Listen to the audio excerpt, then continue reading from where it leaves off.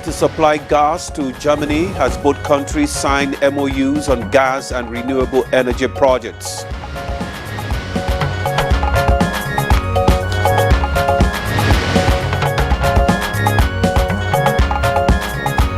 President Tinubu tasked state governors to key into food security program as National Agricultural Show opens.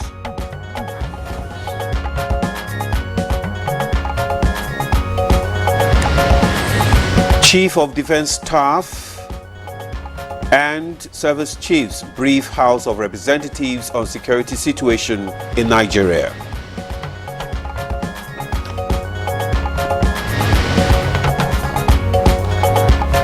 On Good Morning Nigeria today, we continue with our conversation on power sector privatization 10 years after.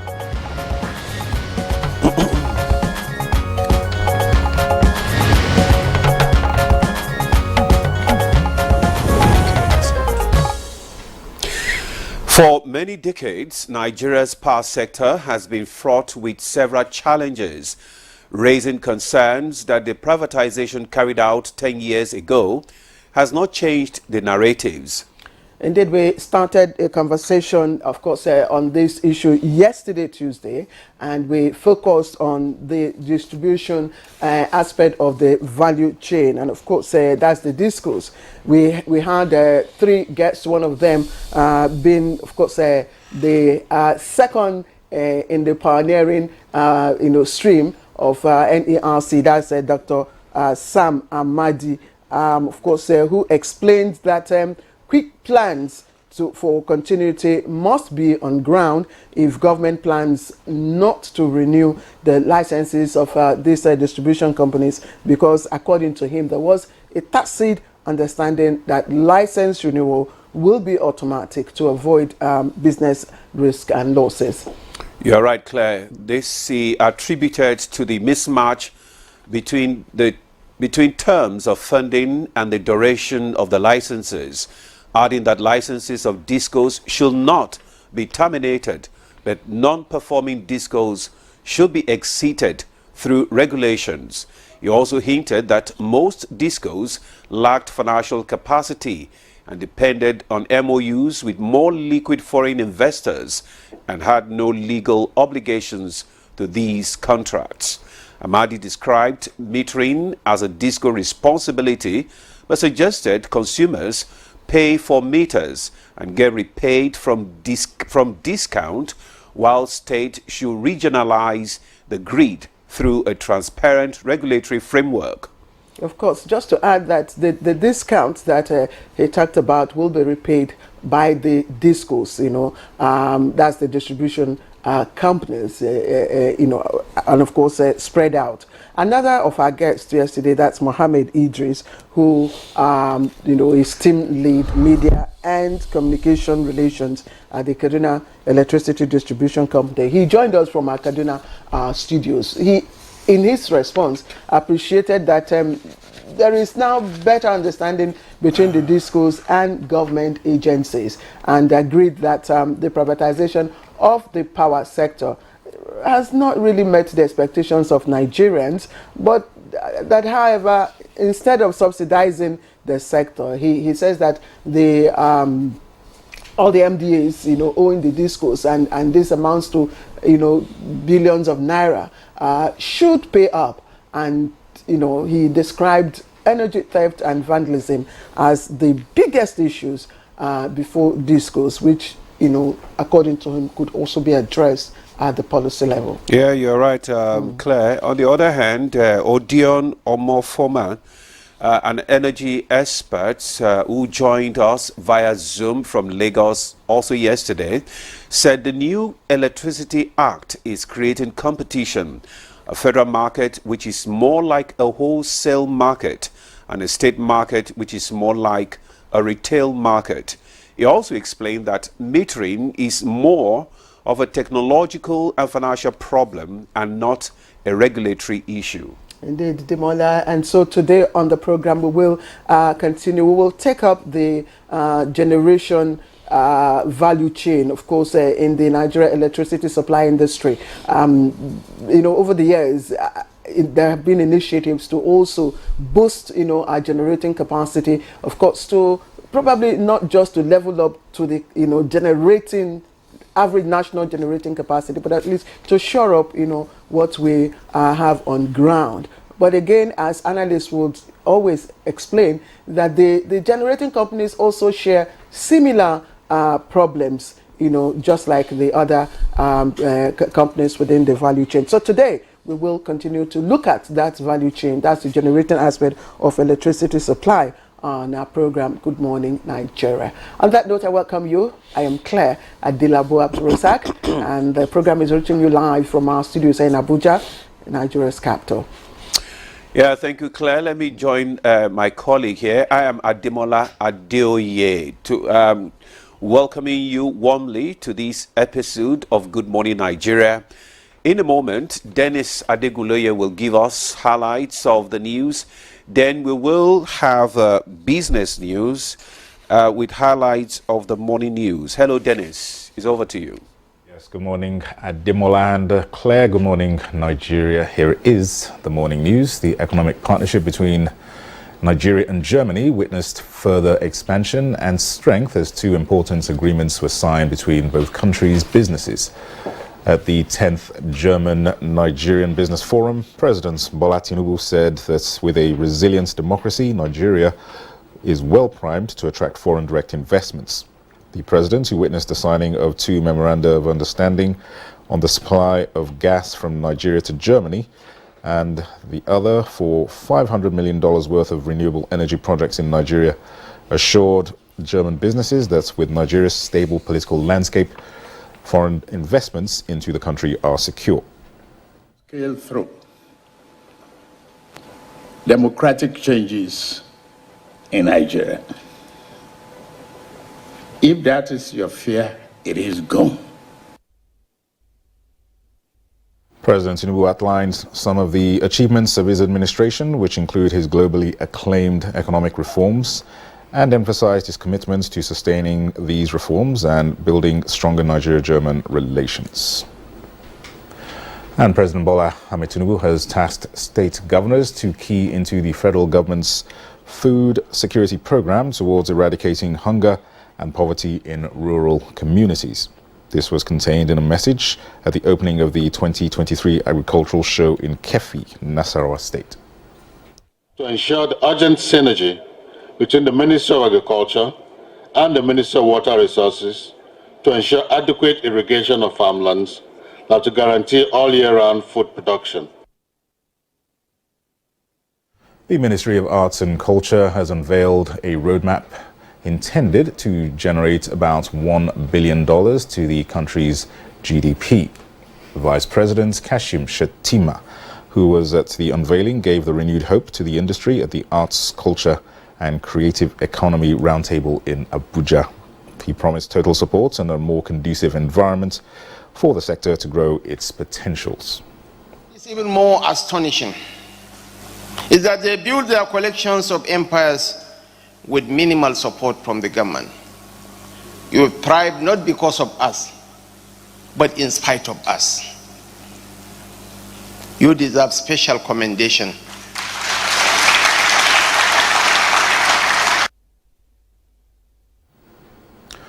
The Defense Headquarters has reacted to a false media report on the death of Nigeria's Chief of Defense Staff, General Christopher Musa.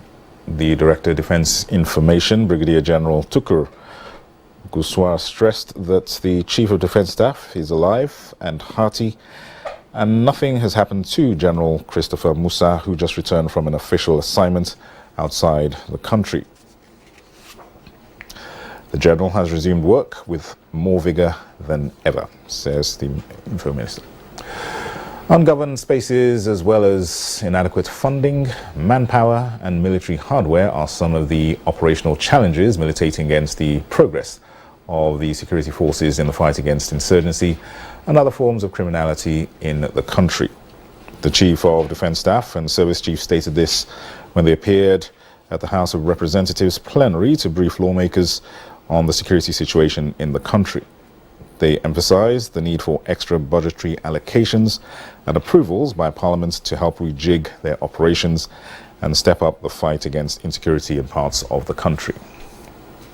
You better. Through this interaction, we aim to foster collaboration. We conduct intelligence-based operation to act as stopgap and to ensure that there's no disruption. Speaker Tajuddin Abbas explained that the House made a conscious decision to commence the sectoral debates with the security sector given priority in the legislative agenda of the 10th Assembly. Meanwhile, Senator Abba Moro, representing Benue South, has been appointed as the new minority leader of the 10th Senate. Also appointed is Senator Osita Ngu, representing Enugu West, as minority whip. The appointments are to fill vacancies created following the sack by the appeal court of Senator Simon Mwadkon and Senator Darlington Wokocha, the former minority leader and minority whip, respectively. Meanwhile, the Senate Selection Committee, chaired by Presidents of the Senate, Godswill Akpabio, has rejigged the leadership of standing committees of the 10th Senate for efficiency. Well, those are the highlights for now. Good Morning Nigeria continues after this break with Ademola and Claire. Good morning. All right, welcome back. You're watching Good Morning Nigeria live on the network service. Let's join Alika Okbanachi Arwa for business news.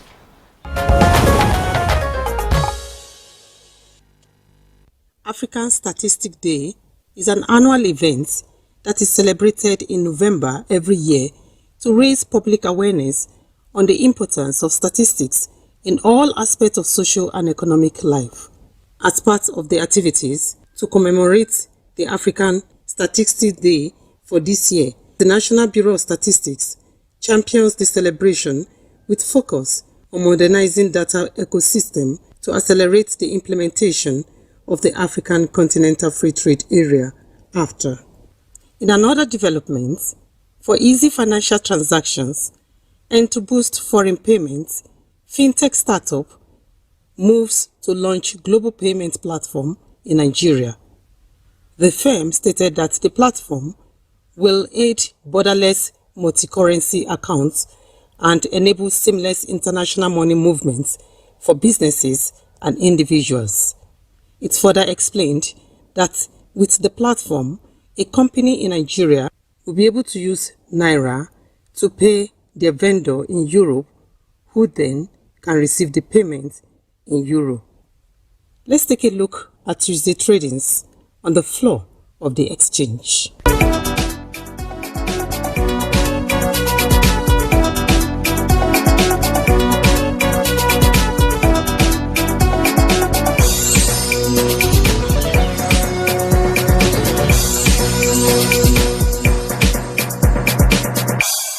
With business news, Alika Okbanachi Arwa. Many thanks, Alika, for the business news. Next on the program is newspaper review.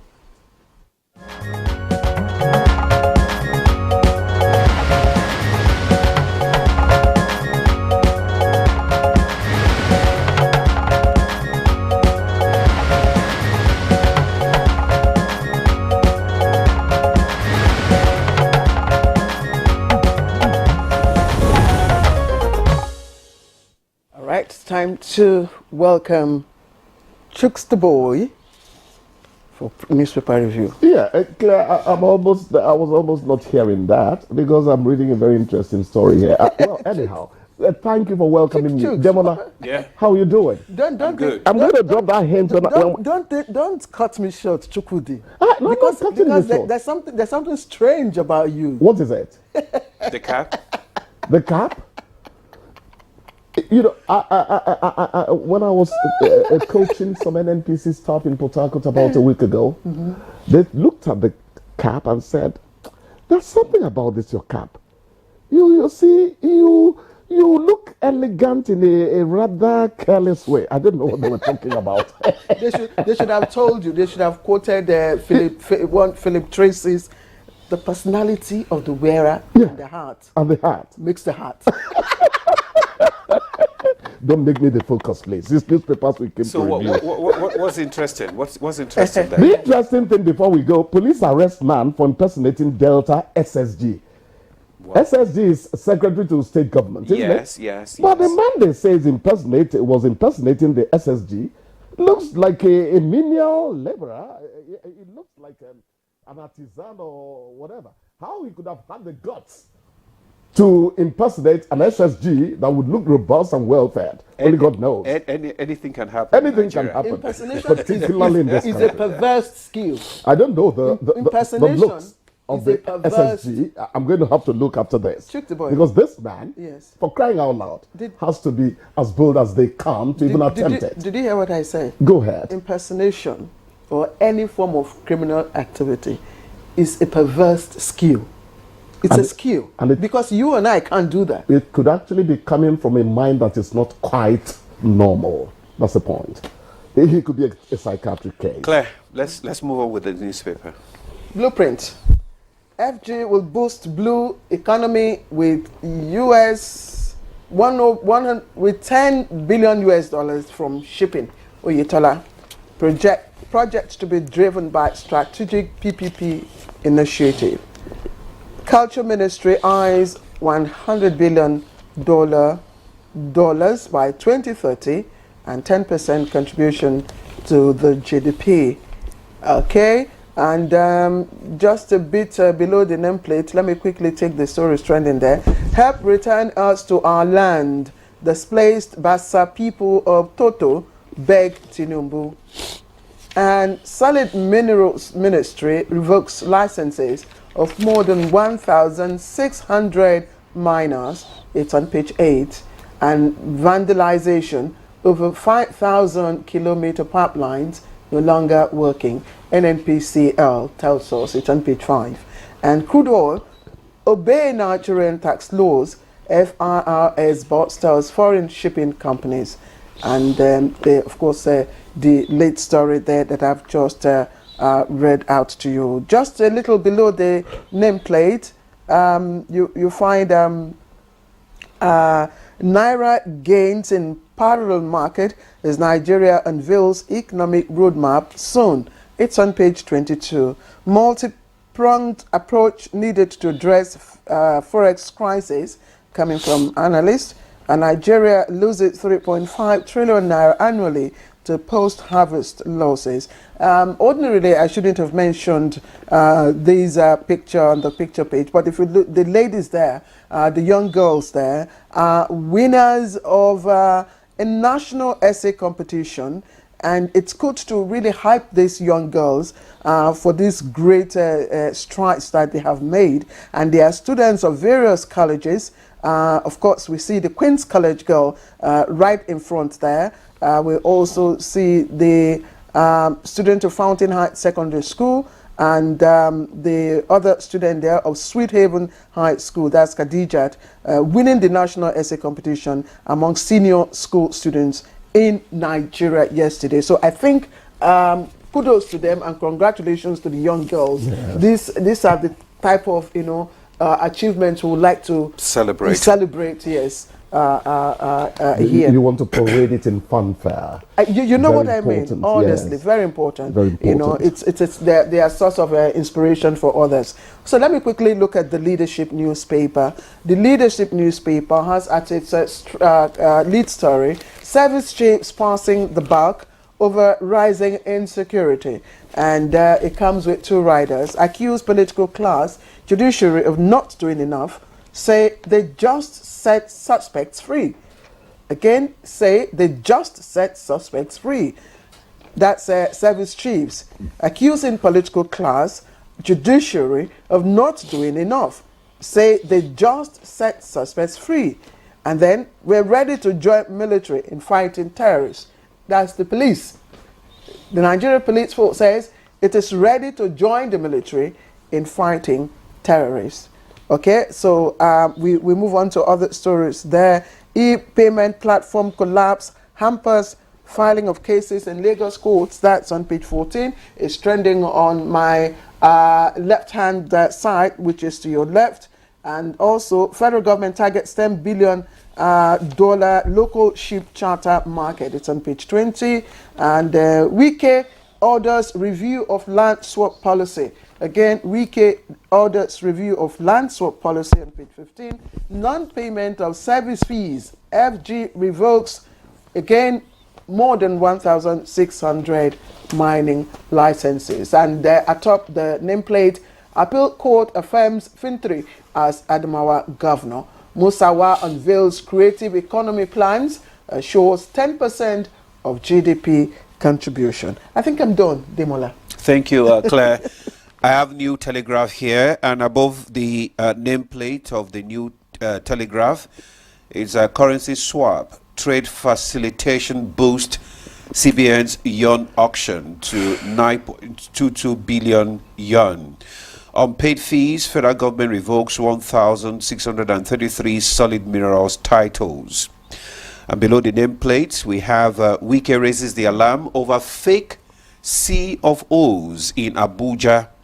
Says he saved 110 billion naira in 3 months. That story can be gotten on page 6. 30-year-old Dewan emerges Plateau speaker.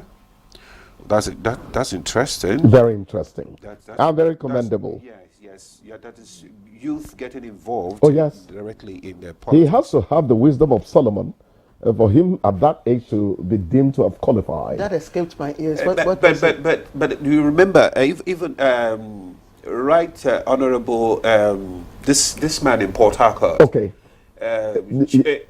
His name escapes me now, but I know where you're going. Rotimi also was young when he was Speaker of the House of Representatives in Rivers State, Chibuke.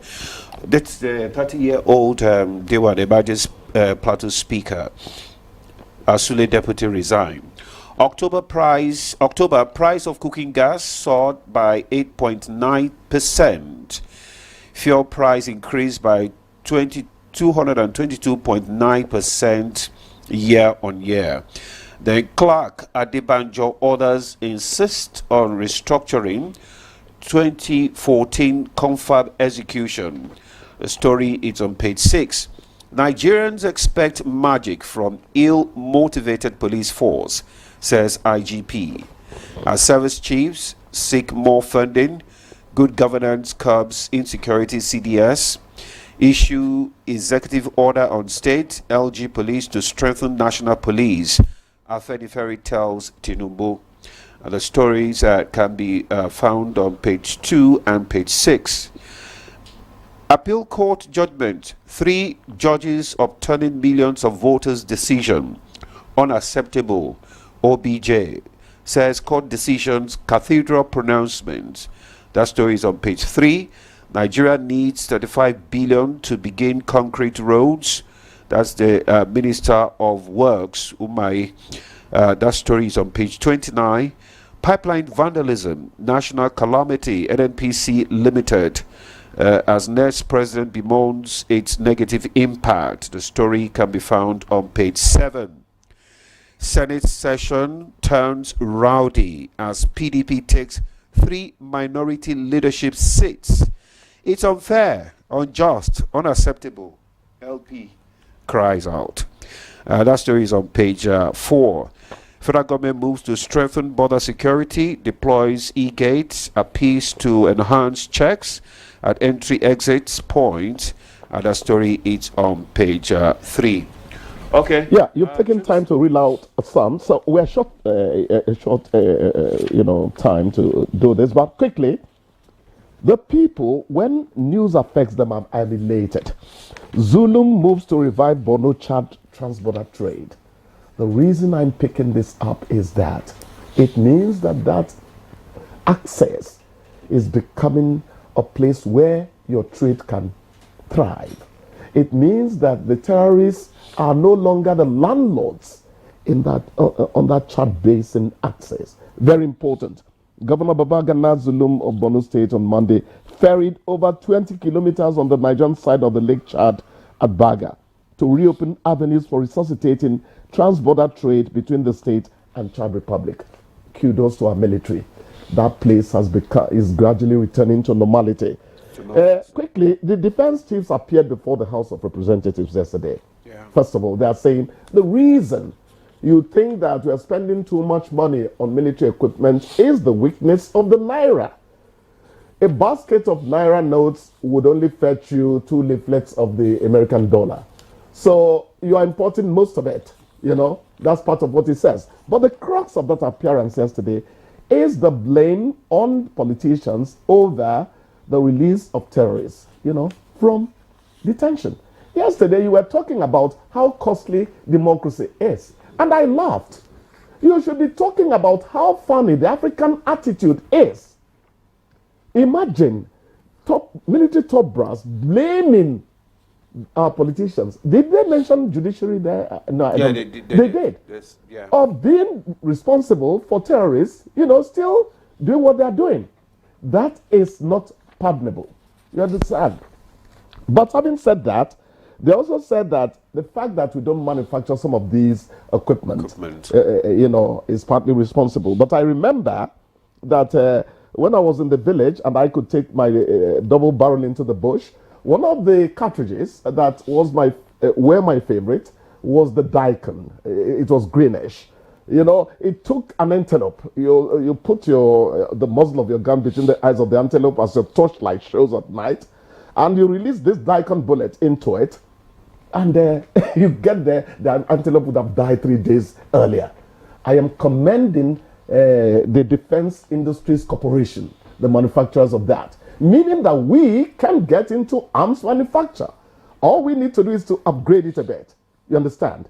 So this is highly commendable on the part of our military. They are saying that very soon, really, they would start manufacturing more of these things in Nigeria. That's the Nigerian-made military equipment ready soon. That's coming from Matawale, the Minister of State for Defense. So we're moving towards manufacturing some of this so that the flight of Naira, because it is competing against the dollar, would also be reduced. Thank you very much, Oaks. That's all we can take from you today. It's okay. Tomorrow is another Oh, you day. were waiting for me to shut up. I just wanted you to land. Thank you so much, Demola. All right, that's all we can take on the newspaper review this morning. Good Morning Nigeria continues. Stay with us. Welcome back. If you are just joining us, this is Good Morning Nigeria, reaching you live on the network service of the NTA. Before we begin our conversation, our second conversation on past sector privatization 10 years, let's take this excerpt from our first conversation we had yesterday, compiled by Ibrahim Dan Hamidu. I want to talk briefly on the tariff review, subsidizing tariff. I for one, always believe in putting in place something that is sustainable. We all know our experiences with tariff and with subsidy in this country, whether it is in the petroleum sector, whether in the agricultural sector. We know our experiences. One thing is that it's not sustainable, and it opened rooms for a lot of abuses. Because if it doesn't collect those revenues, unfortunately, it can't provide the service, and then people don't have electricity, and people pay more for electricity. That's how simple it is. So effectively, where they can't collect their revenues, or areas they can't collect their revenues, Kaduna State will license new entities to compete with Kaduna Disco. Under government ownership, tells me how they will meter the customers. Because we did a meter inquiry, I discovered it was only 40%. Then, today it's still the same number of customers. I said, no, that's can't. So they all committed to 8 months full metering, and I signed off. 8 months after I called them, review, we've not made it. They said, oh, because government has increased payment for workers, we're going to say all kinds of story. Now, we now design the CAPNI, which is to say, now, because there's a crisis of two crises, financing. Two is logistics, project management. So if you need money, but you need to quickly install meters. We went to a process with BPP, certify installers, and say, you know what, crowdsource from customers, but you have to pay them back to energy discount. So the customers pay them. Within 15 days, you meter them. I still think that's the best plan. All right, you've just listened to excerpts from our conversation yesterday, and that was Dr. Sam Amadi, second in the line of pioneering of the National Electric Regulation Commission, that NERC NEC, speaking yesterday to the issues of power generation, privatization after 10 years. Like we said, we're continuing with that conversation today, and we're looking at the generation aspect of it. And quickly to join us for this conversation, I have you right here in the studio, Engineer Aliyu Tukur Tahiri. Is the MD CEO, Nigeria Electricity Management Service Agency, NEMSA. He was Secretary, Presidential Task Force on Power in 2011, and is currently the Chief Electrical Inspector of the Federation, CIF. You heard me right. Chief Electrical Inspector of the Federation. Thank you very much, sir, for joining us. You're smiling. It's a pleasure. Thank you, welcome. Also with us here is Mrs. Heather Ono, Group Managing Director, Sapele Power PLC, and member, Board of Trustees, Association of Power Generation Companies, that's the GENCOs, and she's also Group Managing Director, Eurafric Power. Madam, thank you very much for joining us. Thank you very much for having me. Yeah, Claire, we also have from our Enugu Network Center, joining us from our Enugu Network Center is Engineer Chris Akanomunu, former Managing Director, Ikeja Disco, and former board member, Transmission Company of Nigeria. Mr. Engineer Chris, you're welcome to Good Morning Nigeria. Thank you very much, and good morning, Nigerians. Thank you. Also joining us from our Lagos Network Center, it's a pleasure to welcome the Secretary, NECAN, Network of Electricity Consumers Association of Nigeria, Uket Obonga. You are welcome to Good Morning Nigeria. Thank you for having me, and good morning. Good morning to you too. You're welcome. Now let me start the conversation from the studio here, where we have Engineer Aliyu Tukur. Let me throw the first question at you. How would you rate the outcomes of the power sector privatization, specifically in the generation segment, over the past 10 years?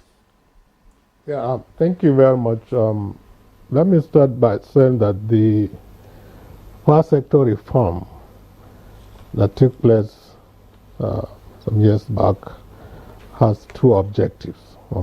The objectives are to change the ownership of the power asset to private ownership, and two, to improve service delivery.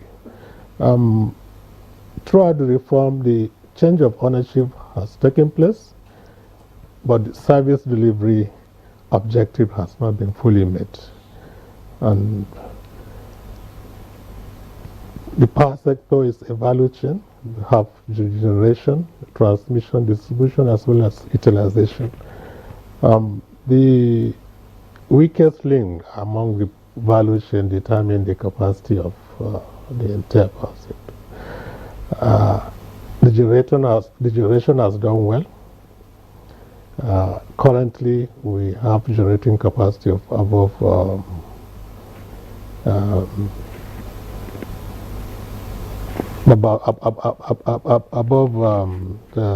13,000, around that, and then we have a transmission wheeling capacity of 8,100, and distribution capacity of roughly around 5,000, thereabout. So you can see which one is the weakest link among this. Has to do with distribution.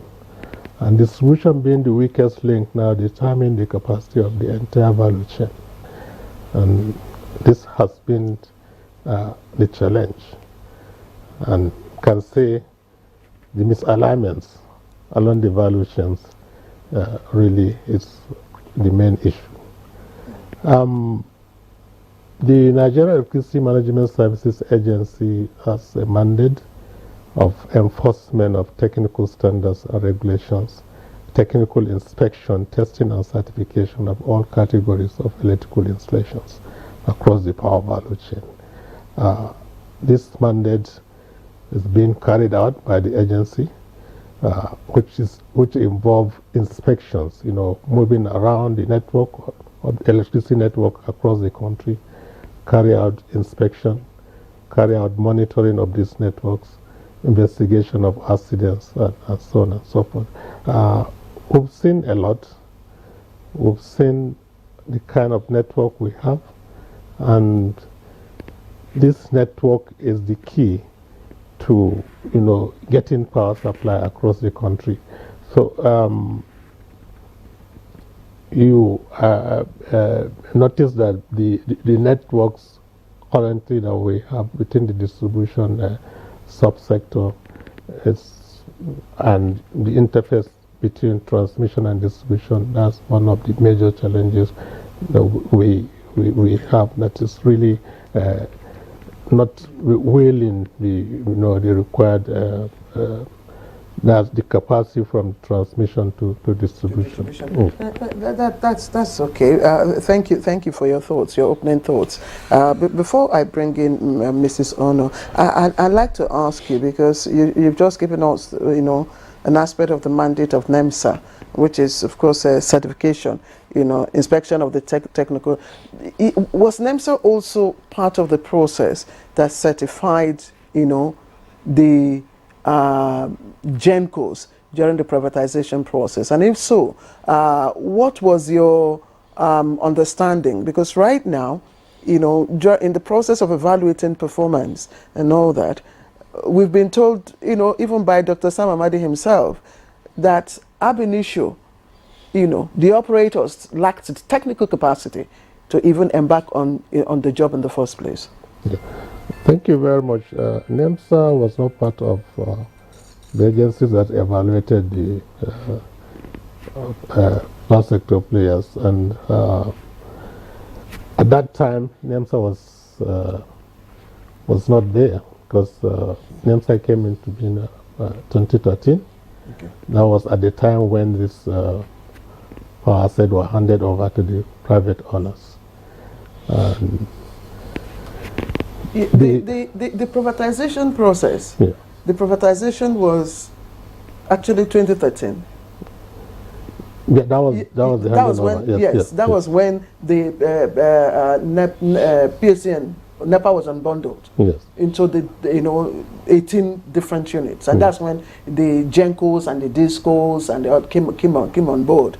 But then after 5 years, they had the initial 5-year plan, after which they were evaluated and then given another 5 years. By this time, NEMSA was already in the picture. Yeah, NEMSA was in the picture, but NEMSA was not part of the key agencies that actually carry out the evaluation of the companies. So that's it. But does that exonerate NEMSA from the whole process? Yeah, it does not. It does not. It does not. Yes. So the NEMSA carried the mandate of NEMSA then was the inspection, testing, and certification of the electrical installations across the power value chain, and from this inspection, testing, and certifications, I think reports were generated that also help in evaluating these companies. Yeah, okay. Engineer Ali, I just want to point something out to you. The figures that you reeled out concerning the generation and distribution, about 18,000 megawatts, and the other one you said 13. But the government is saying, because at the conference in October this month, just last month, that what we're being able to generate and distribute is just about 4,000 megawatts. So how come your figure that you're dishing out is quite different from? That's why I said it's a value chain. We have generation, transmission, and distribution. Okay. The capacity we have in generation is about 13,000 megawatts. That's the capacity. Yes, but the whaling capacity of the transmission subsector is about 8,000 plus megawatts. Okay. Then the distribution capacity is about 5,000 or so. So the weakest link, which is distribution, now determine the overall capacity that you just mentioned, which is about 4,000 plus. This issue of capacity is becoming now confusing.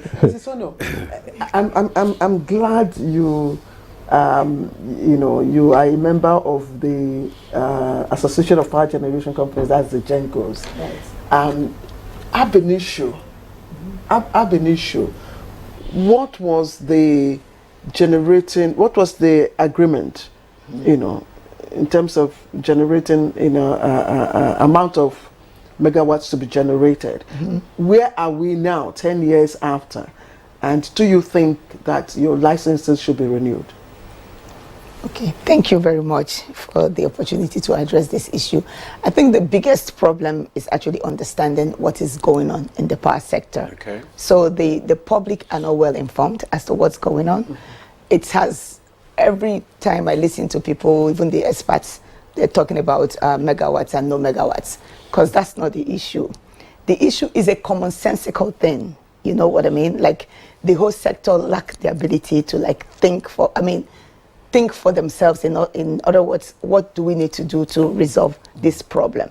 You understand? It's not about how much is being generated, whether it is right now, because it's a value chain, like my colleague says, but the chain is broken and there's so many moving parts, So we need synergy to bring it all together, and we need to respect the governing documentations and agreements to be able to move forward, So what is happening? The first I have taken time to actually do my own self-research and investigated other power jurisdictions around the world, And I can tell you for free that the problem here is not being able to use the power that's being produced or generated productively.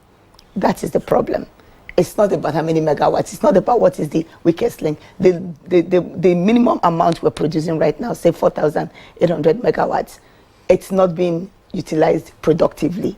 So we must address that issue. For example, the generation companies were generating, if I have the figures here with me. So sorry to interrupt you. Yeah, okay. So in essence, the GENCOs do not have any issue. We do have issues, but yes, because there were parameters you were supposed to meet. Yes. Between 2013 and 2018, you had your parameters. Right. Did you meet those parameters? Of course, more than 2018 to now. Yes. You also had parameters. You had interventions. Right. Did the GENCOs, not you now? Yes. Did the GENCOs meet those parameters? Okay. So if you look at before we took over, we were generating averagely about 4,000 megawatts. Right now, averagely, we're doing 6,000 megawatts. So clearly, you can see that production have increased. Even demand have increased. But the ability to offtake, yes, but the ability to offtake the demand, to meet the demand of these people, which is clearly there, is not there. So there's misalignment, So if you're continuing to generate 1 megawatt, is not beans. It's a lot of money, a lot of dollars, that it costs us to actually generate. But if you generate, somebody must take it. It must be you, and if they take it, they must use it productively. If they don't use it productively, there's not going to be value in the chain, because once it's used productively, the cost is the tariff is supposed to be cost reflective, so you can factor it back so that the whole value system can sustain itself. Sustainability seems to be the buzzword for this sector, but there's no sustainability. You talk about off-taking. Yes. You understand that it's also a major problem. Right. You do understand. You've just talked about, the dollar equivalent of what you pay. Right. Is that also, could that be a problem also? There's huge fiscal problem. There are lots of risks that we have been dealing with. So the government needs to have a sit down with the whole power sector for us to come up with our own plan. We need to think for ourselves. It's enough of other people thinking for us and telling us what to do. Because there's no way, if the agenda of this new government is actually for economic development, then power must take the first priority. So we're waiting.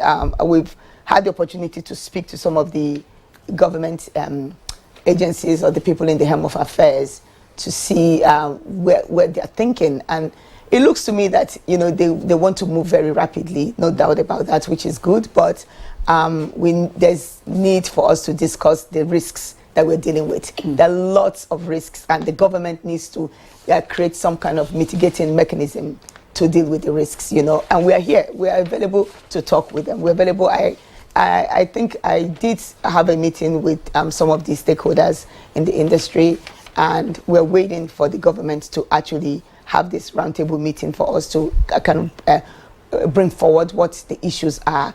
Not that we have not brought this forward, but it has never been dealt with. You know, the fiscal issues are there, the risk issues are there. We are owed, the Gencos are owed over 1.9 trillion naira. And that's not to say that if we were to be paid today, that the problems will not exist. So the first thing is to think of how we're going to tackle the problem from the grassroots. This problem, this misalignment we're talking about, we generate, there is no industry to uptake the power. If you want to industrialize the nation, you need to look at your power sector. It's common sense. It's common sense, because we don't need to, we're not going to the moon here. It's just like, this is what's on ground. We need, Nigeria has been crying and dying to be an industrialized nation, but we cannot do that. We can't pay so much attention to other places if you look at the agenda without paying attention to power. If we don't pay attention to the power sector, it's not going to work well. It's going to fail again. That's the reason why since privatization. That's the reason for the act, you know, why the President Tinubu, you know, passed the bill, which is the electrical reform, you know, act. Yes, you know, act. So that shows government is also the government is. Yes. Okay. Thank you, Mrs. Honor, for your thoughts there. But I'd like us to go to our Lagos studio, where we have Uket Obonga. Uket, if you have been listening to the conversation here in the studio here in Abuja, you would have heard them listing two major challenges, actually. The one is that, the privatization has not been able to meet the objective. And secondly, the issue of network, the challenges of network. I want you to speak to those two challenges. And also, I want you to tell us what is the current relationship between Gencos and agencies of government involved in regulating and working with them. Okay, thank you very much for having me, and good morning, Nigeria. Before I go to your question, let me clear this. Issues raised here shortly. Electricity, the performance in the sector, or growth in the sector from 2010 to date is 1.1% growth.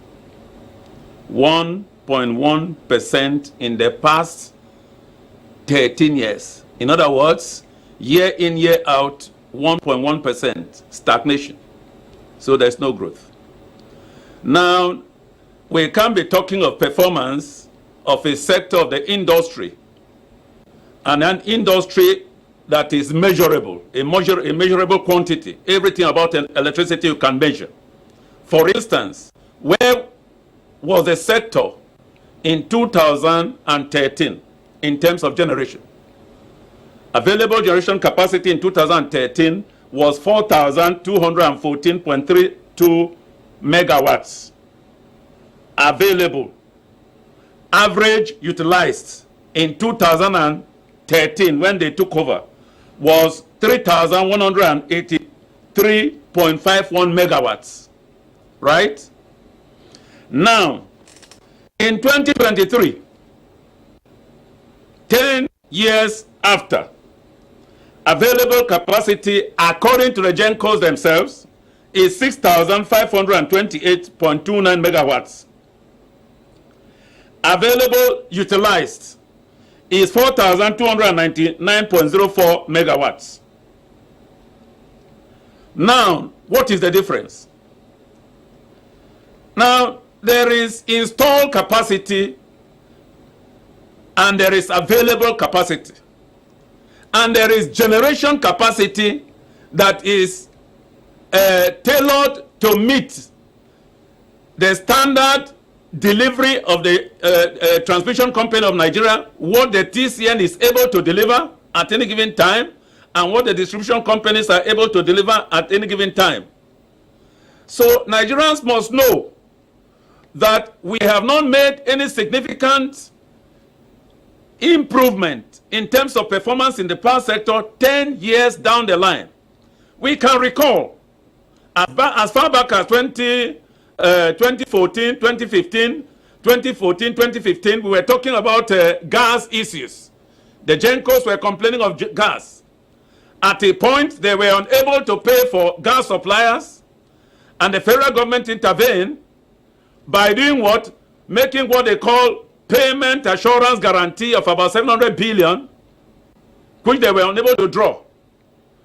In as much as we are not going to blame the Gencos for all the crises in the sector, the blame goes down from the regulator, generation, transmission, and how do you call the other one? The discos. They have their own individual blames, and it is because of the models that were used in the privatization in the first place, which people went to somewhere in India, copy and paste, brought it to Nigeria, not minding the environment and our own peculiarities, and the thing is not working. It's not working. I mean, listen, according to a World Bank report, 90 million Nigerians out of 45%, 90 million Nigerians, or 45% of the population of Nigeria, do not have access to electricity. And somebody is telling you that they can generate, but it cannot be used. We have to set up industries. What of the 90 million? Have they given them electricity and they refuse to pay? If we have a market as huge as Nigeria, and with 90 million Nigerians not having access, and somebody would tell me that we can generate is because there are no industries to use it. The Nigerians who are yearning for electricity, the communities that don't have access to electricity, the millions that don't have access to electricity, what do we say about them? Have we satisfied them? Have we performed to their satisfaction before we are talking of industries? Are we suggesting that we have to build industries before we can generate electricity and sell electricity? Come down to governance. We have issues with governance because there is no truth. I must say it, I'm talking on national television. There is no truth, no sincerity on the part of Nigerians who are saddled with the responsibility of providing or manning the governance space. There's no truth, there's no sincerity. My organization, NECAN, we trade on data. I have a sector that till now, from 2013 to date, we don't have accurate, reliable statistical data. We don't have in the sector. And you are talking of electricity that is measurable. You don't have electricity. And if you don't know how many Nigerians have electricity, you have been dancing around generation capacity, available capacity, what you can push out and what you cannot. Then the TCN is there, run by government, and with bureaucratic red tape in the civil service and whatsoever, putting round holes in square pegs. Were we not in this country? When an accountant was made to head a highly technical organization like TCN, are we not hearing of the rot and corruption that is going on in that sector? Who is arresting it? So we should not apportion blame like the lady said there. We must be sincere. Electricity is not rocket science. It has worked in other climes. It can work in Nigeria if we put the right kind of people to man it. Then coming down to the discourse, how can you hand over access to people who cannot afford the tool, the equipment, a meter? The discourse cannot afford. A meter is the only instrument that measures electricity received, electricity consumed. And you are coming to trade on distribution, on electricity, and you don't have the basic tool. So what are we really talking about here? What are we talking about here? So the regulator must sit up, put competent people in NEC, even from the appointment of minister, It must be somebody who knows what is going on in the sector. Okay. Electricity should be taken out of politics. Okay. Mr. Uke From Tubonga. minister down to the list. Mr. Uke Tubonga, thank you. Thank you for your thoughts there, Mr. Ubonga. We'll come back to you. I like Engineer Chris Akamnono, former MD Ikeja Disco, to respond to that very important issue that Mrs. Ono also raised about not being able to utilize the power generated by the discos, and I'm wondering, by the gencos, and I'm wondering, yes, we have the bulk, electricity, trading off takers there. If she's saying we do not have, the bulk of what they generate are not being utilized, what's the relationship then between NBET, discos, and gencos?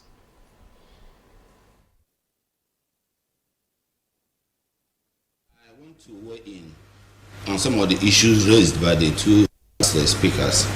You see, the value chain is like this. From generation, I must be frank in saying, and it is verifiable, there has been very highly measured, very significant measurable improvement in the generation installed capacity of generation since privatization has moved from around 6,000 to 13,000 megawatts. That is installed capacity. Available capacity, the difference is this. You may have installed capacity of a machine, but at a particular point in time, the machine, if there are a number of them, the aggregate ability to utilize them may be lower than the total installed capacity.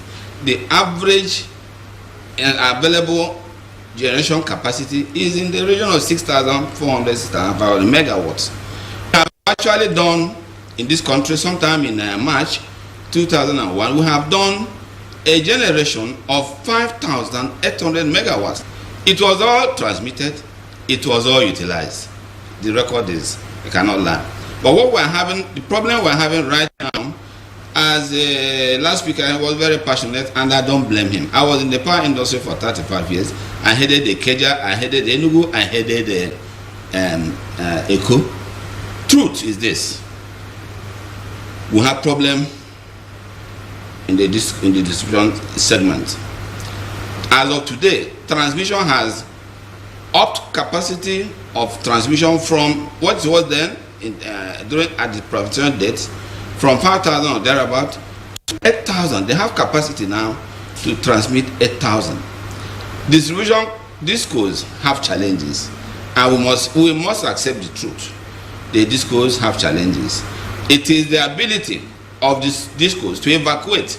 Even if you have 1 million capacity, megawatts capacity of generation, 500,000 capacity of transmission, it is what the discos can offtake and distribute, because you can, in fact, they determine what happens upstream.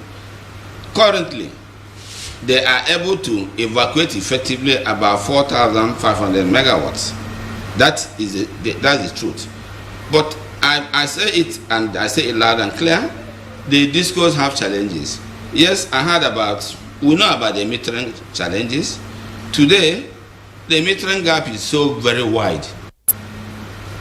Since privatization, only about 2,580,000 meters have been deployed. That's very low in a customer population environment of about 12 million. The metering gap today, for every 100 Nigerians who are connected to power supply, only 42 of them are effectively metered. Now, if you know what, if you are unable to meter effectively, you lose the confidence of the people who use your commodity. Billing on estimation is an issue, a very big issue. This metering gap has not really narrowed since privatization. Rather, it seems to be widening. Why? Because the rate of meter rollout is lower than the rate of customer growth. That's the reason. And how do we get over this? This issue is a very topical one. During the last meeting at Abuja today, when the 10-day evaluation of privatization was carried out, the Honorable Minister was there, and he said something which touched me. He said, privatization, good, but perhaps we could have started with commercialization. I don't want to say more than that. That came from the Honorable Minister. I am sure that part of the problem is the inability of discos to raise funds to bridge the metering gap. You tell me, if you go to filling station to buy fuel, and after filling your tank, there is no meter to show what they have given you. They say, well, maybe metering or billing customers on estimation is a very grave tragedy in the power sector. There is nobody who can ever trust the disco if they continue to bill them on estimation. It doesn't mean that they always overbill customers. In fact, there are situations where customers on estimation enjoy free ride. Because, if you are on estimation, you can decide to give it back to the franchise holder by leaving your power equipment on, because you know no matter what you cost, no matter how, you are still going to get about the same bill. So, in summary, there is need for us to address the issues at the distribution end, because if we get issues right at the distribution end, it will also positively impact on the upstream. The capacity to generate is there. At least I know it's about 13,000. The capacity to transmit is about 8,000. But the capacity of take is what determines if the electricity is a real-time commodity. You cannot generate more than discos can distribute. Otherwise, there will be distortion in the system. System will be distorted. That is the situation. We must address the issue of metering. It is a very serious concern. Metering in the discos. Okay. And of course, yes, sometimes when generation is there, transmission is there, discos may not be able to offtake because of other challenges like network conditions. Yes, discos are not collecting enough money to plow into effective maintenance of their network. They have been clamoring for effective tariff, reflective tariff review, or review of tariff to be reflective. I was in disco for many years, and it is correct to say that tariff today is not reflective of the cost of production, transmission, and distribution, because it is the disco that feeds, they collect the money and feed the midstream and the upstream. Tariff, but then it's also a very delicate matter.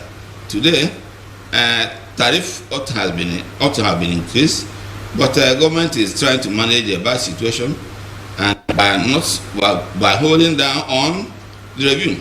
But I may have some suggestions. I have some suggestions.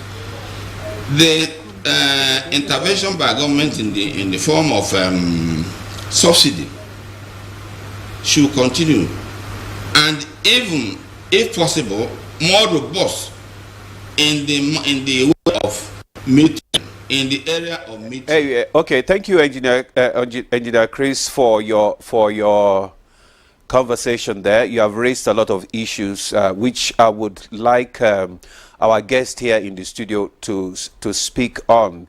Mrs. Honor, you heard the conversation from the two speakers there, and one from Lagos and the other from Enugu, and I know you are itching actually seriously to respond to some of the issues raised, especially the issue of raised from the Lagos studio, then the issue of the challenges that the discos have in the areas of offtake and distribution, and also in metering, the metering challenge, and also the tariff. What is how would you respond to all these issues? So, thank you again once more. So, first of all, the first speaker from Lagos, I believe, he needs to understand the problem of demand-supply imbalance. So demand-supply imbalance is an inherent problem in the power sector. So, you know, power system itself is a centralized system, you know, which every one of them have been alluding to. However, power needs to be consumed as soon as it's generated, you know, but there are mitigating mechanisms to actually, you know, warehouse the power so that it can be channeled to where it can be used, you know, effectively. These problems needs to be addressed in a way that people can understand it. The man from Lagos, I forgot his name, so sorry.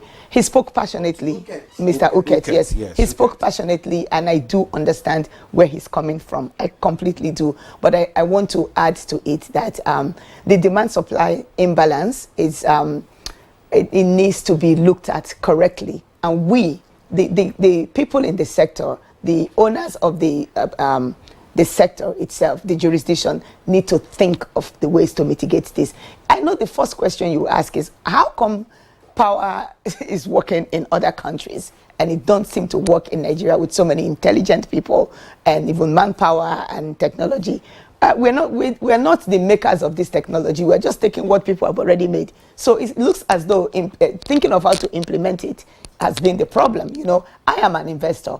My company has invested over $300 million in the power sector. You raise the issue of lack of enough adequate funding, you know, to buy the necessary equipment. I'm getting there. Okay. So, for example, for we keep talking about the Gencos and the Discos. We're forgetting the people that can kickstart this, which is the gas. You understand? So feedstock, without feedstock, we cannot even generate. And gas is take or pay. You know, if I make, if I declare, because we do a day ahead declaration in terms of what you can generate. If I tell you I'm going to generate 100 megawatts tomorrow, so the gas will be available for me to do that.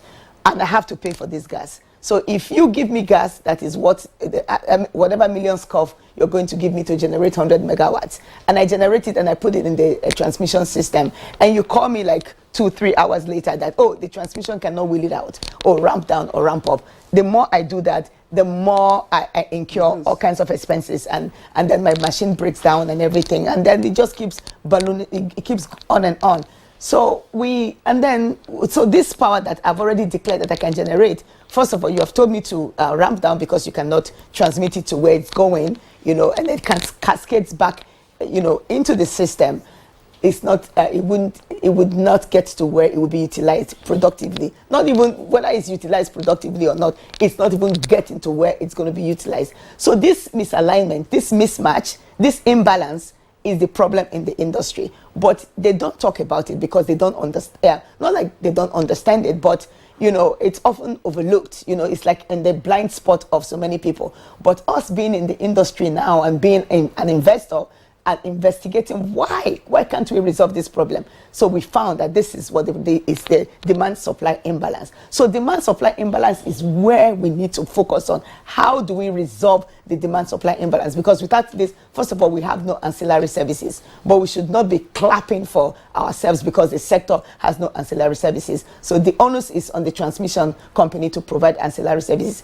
There are ways that we can provide all of these things, there are technologies that can actually provide this. So we need to embark on the right project to address the right issues. We need to ask the right question, provide the right technical ability to address the right issues, not just spinning out things that makes no sense or bridge to nowhere. But, you know, with this new government right now, I must say, and the conversations we've had with them, yes. Mrs. Sondo, thank you. I was going to throw that question to Uket Obonga because we need to move forward. And right now there's a National Electric, Power Reform Act, which, according to Odion yesterday during our conversation, seems to have created, two different markets: a wholesale market, dominated by the state, by the federal government, and then the retail market, controlled by the states now. But so I just like Uket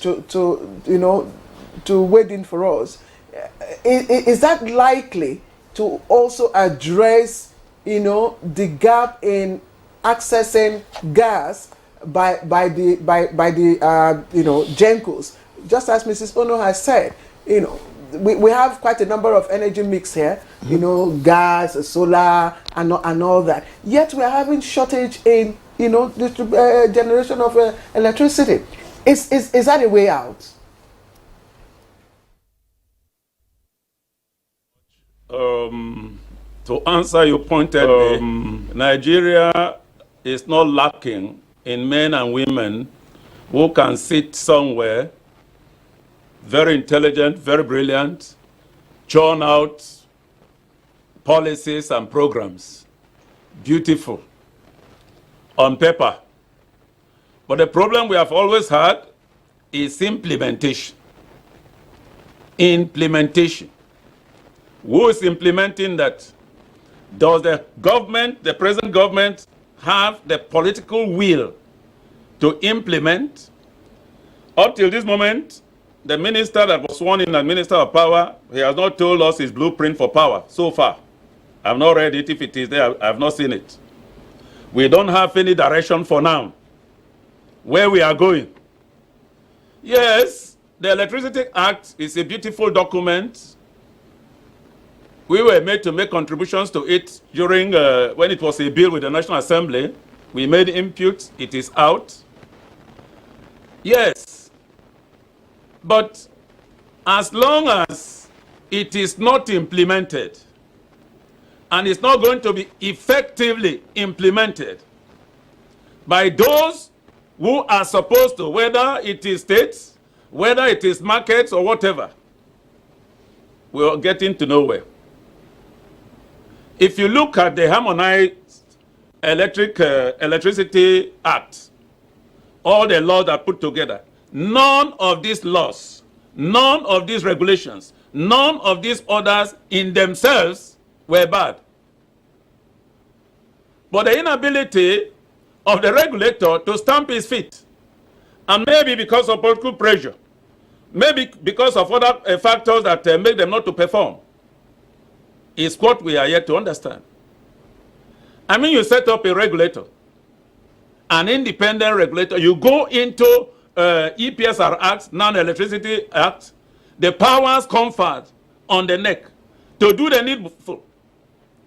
And nothing is being done. They keep on churning out regulations. This one is not working.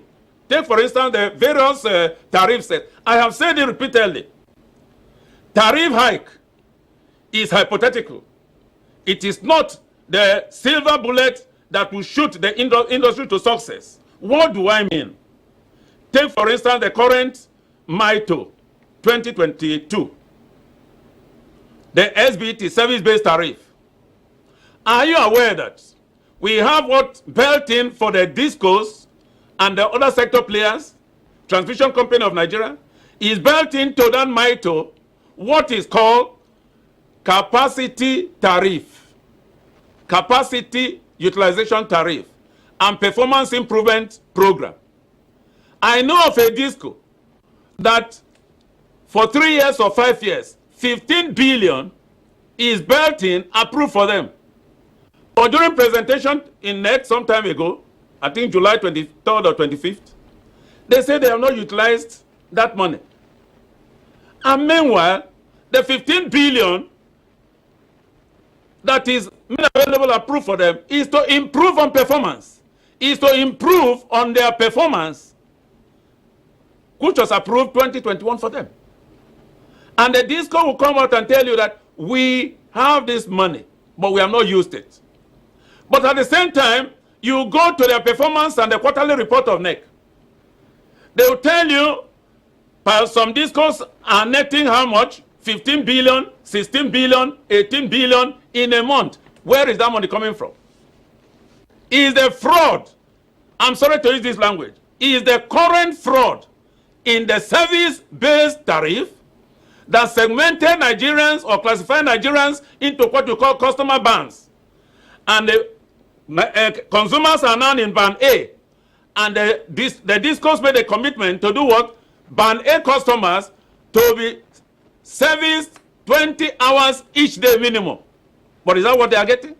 And it was on the basis of that they are paying, the rate at which they are paying. And we conducted an investigation in some of the discos, in some few discos. And we discovered that there is a wide gap between the actual hours of supply and the committed hours of supply. And we conducted investigation and discovered in our findings. What I am saying here, we have the data. We don't talk, we don't speculate.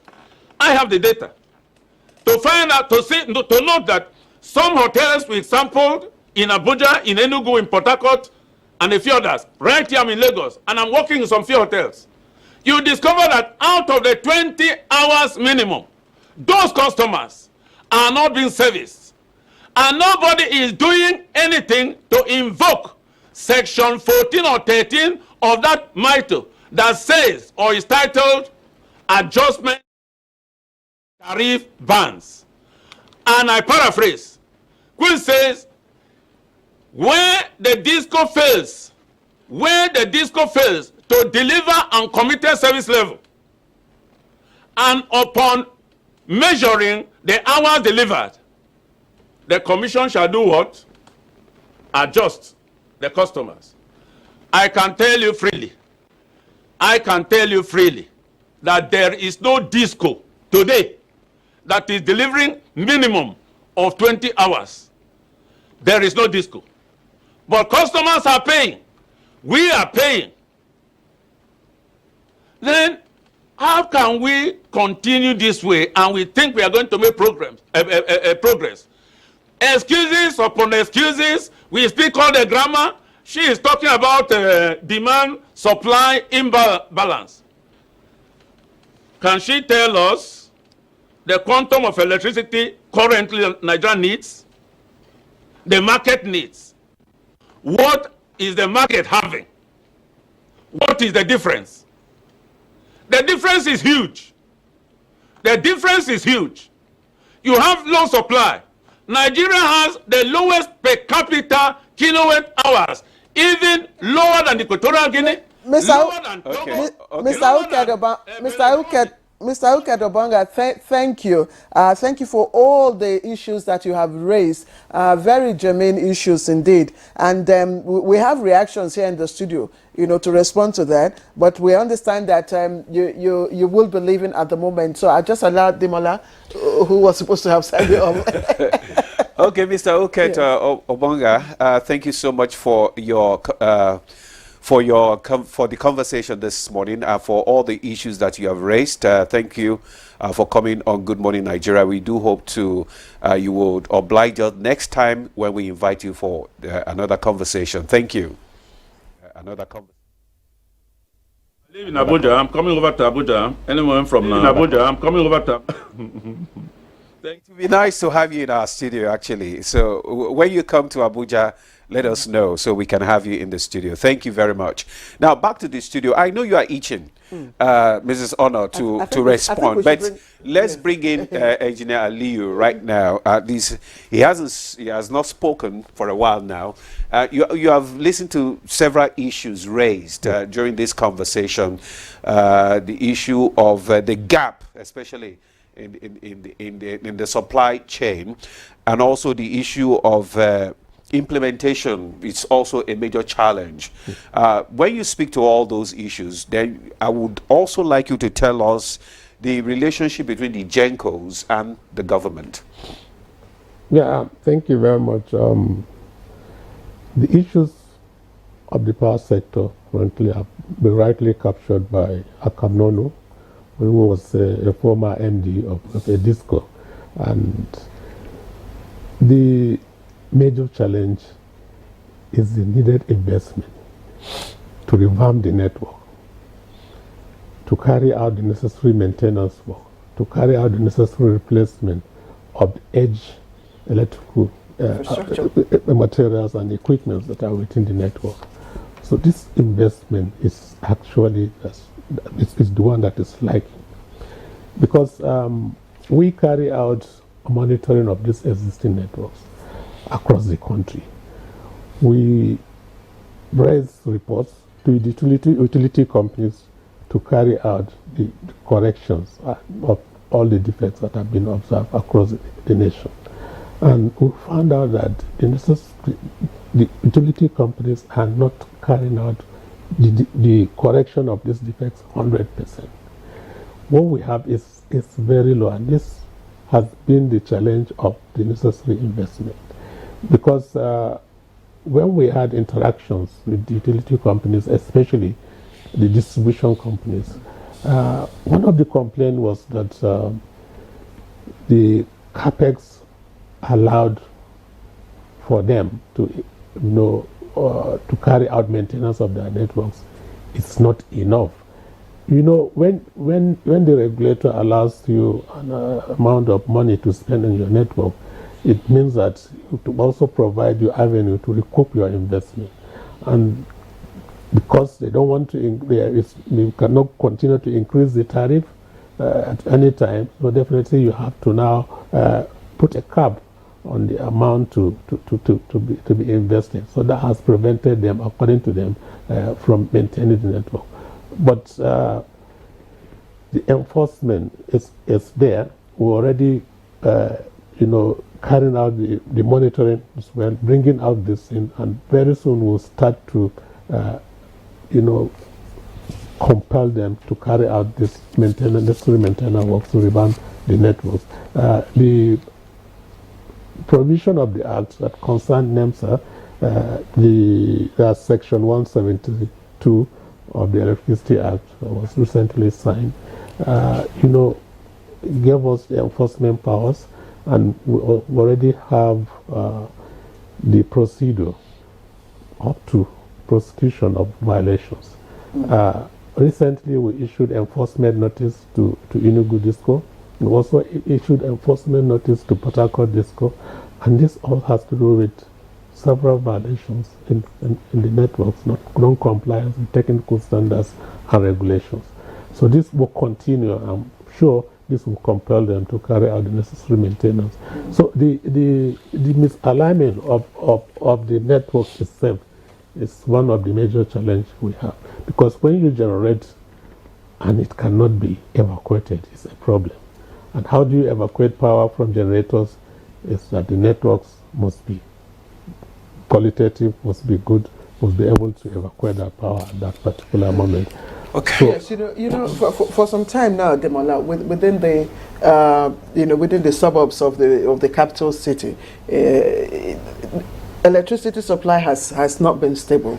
There's been constant, maybe rationing or shedding, I don't know, of lights. So, to what would we, attribute this at the moment? I would like you to take that, and then I would also like Mrs. Ono, because it's a very fundamental issue you raised about off-taking, what you generate. And I'm of the view that NBET is supposed to be the middle person between the Gencos and the Discos. It is supposed to off-take from you and then sell to the Discos. Why is NBET not doing that? Please hold on.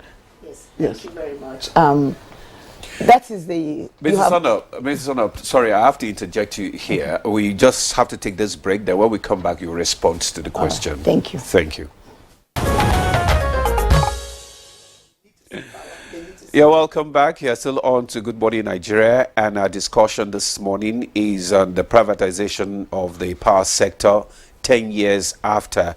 Before we went on break, Mrs. Ono was going to react to the question thrown by Claire here. Right. Okay, let's listen to your reaction now. So, yes, Mrs. Claire was talking about the demand-supply imbalance issue that I raised. And I'm glad that she understands that this is an inherent problem. Like I think Mr. Yukot didn't quite get that, because it's a problem that if you know the basics of the power sector, if you know the basics of how power is generated and consumed, you know that it's a demand-supply balance. The ability to actually balance demand-supply was once thought to be the most challenged thing in the power sector, in electricity, just to balance that. So you balance demand and supply. Yes, the MBET is supposed to offtake, they bulk purchase this energy from us. They don't warehouse it. They're not putting it in their pocket. If they bulk purchase it in principle and they still cannot, there's no infrastructure to take it to where it's going, it still does nobody good. It does me no good as an investor, and then the consumers, it does them no good, absolutely. So these are the things that people like Mr. Ukot, they miss this because they're in their emotion. I was Mr. Ukot about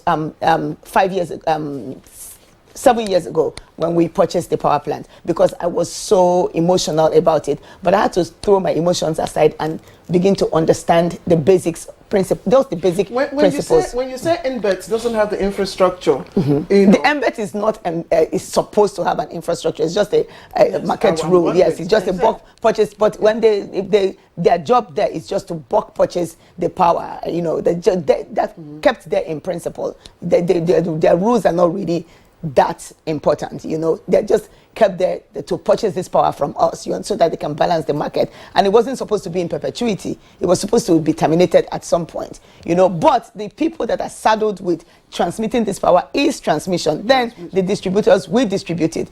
Even at the distributors end, there's still imbalance there. Transmission, the infrastructure is really not there, because they must offtake this power as soon as it's generated. If they do not offtake the power as soon as, if they can't wheel it out, the whole system is destroyed. My equipments are destroyed. Theirs is destroyed. The power quality is very poor. Nobody can, the industries cannot use it. You keep wondering why I'm talking about industries. Yes, if industries have power to actually manufacture, they will hire people, and people will be able to pay for electricity. You understand? But it's more than what Mr. Ekot is alluding to. Uket is alluding to. You need to just sit down and look at the moving parts and break it apart, distill it to the barest minimum to understand what needs to be done. This demand-supply imbalance must be balanced. If what we are generating cannot be offtaken and it cannot be wheeled to where it will be used productively, there is going to be this vicious, it's a continuous vicious cycle of waste in the industry. So we are ready, like I said before, and I'm going to say it again, with this new government, we're ready to have a sit down with them to tell them exactly what we have thought about how the problem can be solved, at least from our own generation point of view and from transmission. For the distributors, I'm not a distributor. I don't quite understand clearly all their problems, and I can't come here to speak of what I do not understand clearly. I have not gotten time to, I think Mr. Chris is in a better position to speak about that, because he understands it. Don't bring people who are saddled with emotion about what is going on. Just bring people who actually understand what the problem is, or who are able or willing to understand what the problem is. And the problem, I maintain, is demand-supply imbalance. And this demand-supply imbalance, all the other problems are pegged on demand-supply imbalance. Both our fiscal problems and all the risks that we're saddled with is pegged on the demand-supply imbalance. Once we are able to solve the demand-supply imbalance, and the mechanisms, that technological mechanisms, that sensible mechanisms that we can use, that we have to think of ourselves and not allow other people to think about it. That's why you see every program they've brought forward have not worked. So that's because we didn't think it. For the off and on thing we get every now and then. Of course, that is, yes. Is it also a demand and supply? Yes, demand and supply. Yes. I will explain it for you how. If I put power for you, right? The question you should be asking the right question. How come we have this, we've generated enough, and yet the off-takers, if you measure what, like you said, if you meter what they have taken, it does not match what we have generated. The question is why. Okay, they don't know that. So what is it? Doesn't know that. Yeah, because the average consumer, up until now, the average consumer do not understand the problem. So now they have the opportunity to understand it. Let us understand the problem. Right. So explain the problem. So the problem. Okay. So the problem now is, if I put this power that I've generated in the system, and it's transmitted to where it cannot be used, there's going to be a blackout there. And once they put that blackout, it cascades back into the system. and then the whole system just messes up like that. You understand? Because it's cascading back. So now when they shut your light down, it's not because there's no electricity in the system. It's because they cannot take it to you. The infrastructure that's available to take it to you. Because you wonder, you have already even paid, you have prepaid, and yet they continue to take light from I'm using the basic word. There's always a blackout. Yes. So it's because Mrs. Honor. Yes. Let me just interject you there. Let's bring in Engineer Chris. Okay. Let's bring in Engineer Chris to react to some of the issues that have been raised, especially this distribution gap, the supply gap that is just the major contending issues here. So, Engineer Chris, what do you have to say? I've been listening to all the contributions. The fact remains, distribution companies serve as interface between the rest of the system and customers. The distribution companies are supposed to interface with these customers through the meters and the network before the meters. The fact remains that there has not been adequate investment in distribution infrastructure to be able to effectively deliver power to customers. That's a fact. Part of the constraint remains that they are not getting enough money for the energy they are distributing, whether through adequate metering or even estimation. Metering remains a very big challenge in the distribution companies. Now, going forward, one would suggest that there should be deliberate government policy to intervene in the metering gap, because when customers are adequately metered, that confidence will be there. There should also be definite government directives. The distribution companies should go and look for money to invest in their infrastructure. Infrastructure in the distribution companies has not really grown much since the privatization, especially in the rural and semi-urban centers.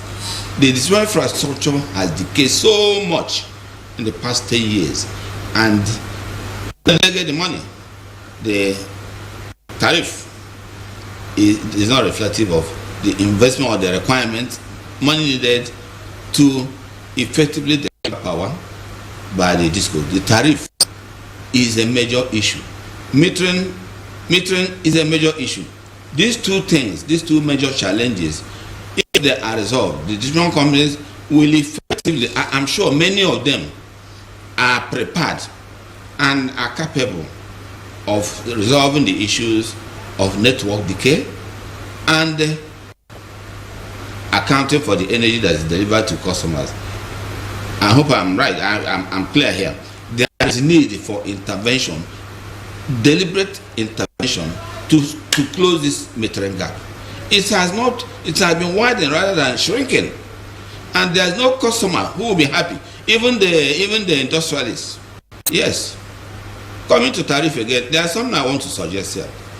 The tariff, as it is in the net report is clear. It's there that it is friendly to the rich. The rich consume a lot of energy, and they benefit more from the government subsidy. The tariff structure can be so made in such a way that the poor do not pay more. The rich, they can be identified even in the environment of prepared metering. They can be identified and made to pay more. They can afford it. It is possible to structure the tariff so that the poor do not pay more. The rich, those who are capable, and we know they can be identified through the energy consumption profile. Then the industrialists should be incentivized. Those who are employers of labor should be incentivized by way of reduction. Let the government direct a good percentage of the subsidy to those who are in the manufacturing sector. The tariff will come down and the government pays the difference so that they will be in business to employ more people to produce more goods and services for the nation. Tariff structure can be rejigged or reviewed. Metering, we have been talking about this metering issue since about 20 years. 10 years after privatization, it is even worse. The metering space should be opened up. Should be opened up. We have too much regulation of how to do about it. There are Nigerians who are ready to pay for meters, even at market rate, if they are given the opportunity. Some people will go and want to pay for meter. They will tell them, because there is this regulation on metering, you don't charge more than this. Why can we not charge more than what is prevailing in the market today? Why can we not charge more than what is prevailing when people are ready to pay in order to be effectively? Mr. Chris Akamnono, thank you. Thank you. We're running out of time, so we'll just quickly bring in NEMSA here. That's the MD CEO. And you know, if you consider all things now, the ecosystem is, of course, becoming increasingly dynamic and complex, and so do technology. You know, making things simpler, but also you know, making, you know, cost side of it, you know, becoming very, very difficult. Now, if you consider power generation in other climes, you know, people, I mean, operators have different ways of generating power, of generating electricity. Like we said earlier on, apart from gas, we have solar, we have wind, we have biofuel, we have so many. Do you think that this crop of, you know, gencos have the capacity to meet this, you know, dynamic power sector demands?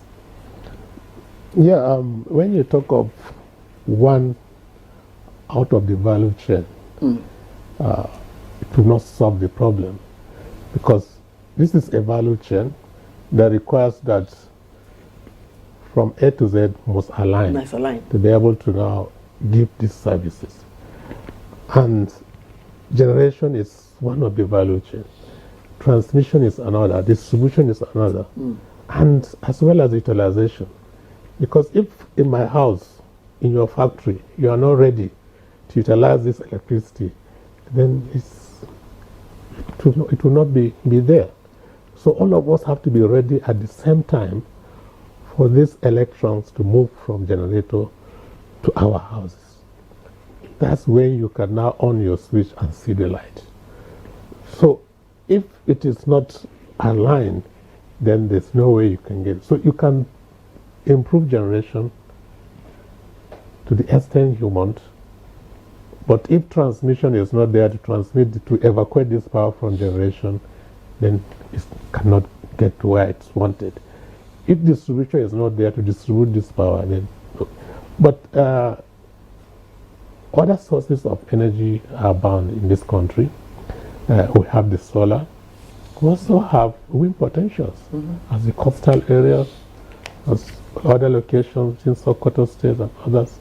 And we already have a wind power plant at Katsina. It's about 10 megawatts. And it's completed. So many solar mini grids are also coming on. We have 1 megawatt in Kano, we have 1 megawatt here in Abuja, and so on and so forth. All these things are coming. So these are parts of the measures that will be taken to, you know, get power to our various locations. So other sources of energies are also there. The coal has not been utilized yet. Exactly, but again, it now depends on the transmission. Yes. So and we have a lot of hydros here. Recently, Zungeru hydropower plant was completed. Kashimbila hydro plant was also completed. 700 megawatts of Zungeru has been completed, have been tested. So when you look at the evacuation of this power from the generating plants, that's where the challenge lies. Yes. So if you're going to, you know, increase generation, make sure that transmission also increase, distribution also increase to that capacity, and then we also have the person or the utilization that will now receive this power. So this we need a plan. The good thing is that the Electricity Act 2023 has brought out the issue of integrated policy plan for the power sector and the implementation plan. Okay. And this is supposed to put in place before the end of the first year of the Electricity Act. Okay, thank you very much, Engineer Liu, there for your thoughts there, bringing out the implementation plan and policy plan. Mrs. Ono, I wanted to speak to some of the issues that Engineer Chris raised from our Enugu studio. The issue of distribution again. We have to go back there. That where you don't build the poor, you let them breathe. So, yeah, and also you also take into cognizance the need not to overbuild the industrial areas so that they can go into more production to help, the economy. So, because in other climes, things like this happen. How come we're finding it difficult here? We find it difficult to practice the same thing. What exactly is the challenge? Well, if you're building a cost tariff market, then the off-takers need to be able to pay for electricity. You can't, because everything about electricity is pass-through cost, You have to pass it to the people who are going to use it. I'm generating, but it's also a pass-through cost to me because I also have to use electricity. But look at where are the industries to use the electricity? You just mentioned 700 megawatts of Zungeru. Who's going to use it? Which industry is going to use it? Do you realize that the industries left? Actually, we had industries here in the 80s. Why did they leave? Why did they leave? Because of this electricity. Because there's no sustainable electricity for them. Yeah. But so, you have to realize and we can also attract them back into the country. And that's what we're doing this now. This is stable. Yes, and that's what we're trying to do. That's the reason why I'm a capitalist by heart. That's the reason why I came into the sector. We invested heavily into the sector, is to attract people who can actually use electricity and pay for it. Because if they use electricity, they will hire the people who can use it on the lower end, which is the customers. So those customers also can enjoy electricity. This in Nigeria, the way we use electricity now, we make this whole system continue to be in perpetual waste. Why? Or in perpetual loss? Because there's off-peak and peak demand time, and this period is almost about 8 hours. So you imagine in industrialized nations, you use power during the day when people are manufacturing things. But in Nigeria, you use it at night when we get home to watch TV and for things that are not going to add too much value except for social value, But these things, like when people speak about the power sector, they don't know all of these things, and they don't know that these are actually the major problems. Can you just quickly, round your thought and tell us now, in the short run, yes, the way to go in the short run. In the short run, okay. So in the short run is to invest in the right technology. And this technology needs to be things that we're thinking about, and we have realized that if we employ this kind of technology, if we deploy it, this is the kind of technology that will solve problems for us. It's not necessarily about transmission and distribution network build out. Do you understand? We need to start from where the problem is, which is demand supply. Invest in technology. Invest Thank you, Mrs. Heather Ono. Group Managing Director, Sapelepa PLC, and Member Board of Trustees, Association of Power Generation Companies, Genco's Group Managing Director, Eurofreak Power. Thank you so much for your thought this morning and for coming on Good Morning Nigeria. Also, we want to thank our guest in Enugu studio. That's talking about Engineer Chris Akanunu, former MD Ikeja Disco and former board member. Thank you, Engineer Chris, for coming on Good Morning Nigeria. Also in the studio, let's say a big thank you to Engineer Aliyu Tukuru Tahil, MD CEO, Nigeria Electricity Management Services Agency, NEMSA. You were also the Secretary, Presidential Task Force on Power in 2011. Fellow, 2012. Okay, thank you very much for coming. Good Morning Nigeria. Claire. Yes, all right. That's Good Morning Nigeria for today. We thank you very much for staying with us, and we look forward to having Uke Tobanga right here in the studio. He's asked for it. Well, you asked for it. You remember that program? Of course, you asked for it. All right, okay. So have a pleasant day. We'll see you tomorrow again, God willing. I am Claire Adelabu Abdulrazak. And I am Ademola Adieu. Thanks for joining us. Have a pleasant day.